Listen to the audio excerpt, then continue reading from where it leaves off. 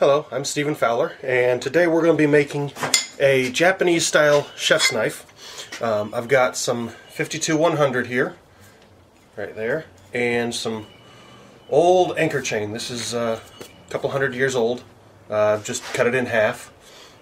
And the first thing I'm going to have to do is take this anchor chain and draw it out into bar, roughly the same size as my 52-100.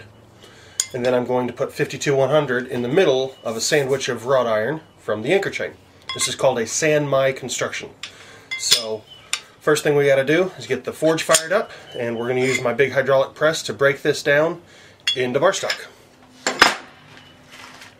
Now, I could very well take this and grab it with the tongs and stick it in the forge, but that becomes very annoying trying to deal with tongs. So what I'm going to do is take this section of rebar and I'm going to weld it onto the end of this, and that way I've got a pretty permanent handle, which saves me a lot of grief. That's stuck right there. Turn this on. Welding hood is important. And weld.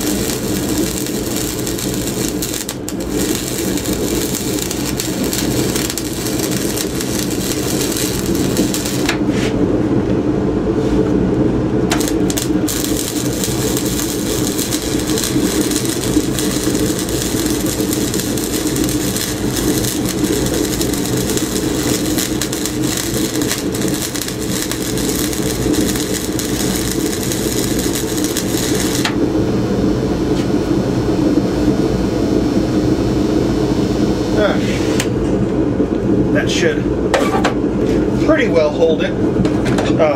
It's always a pretty tenuous thing when you want to put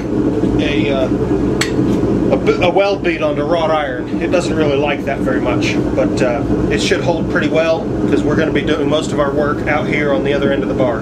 So, and into the forge. Over there.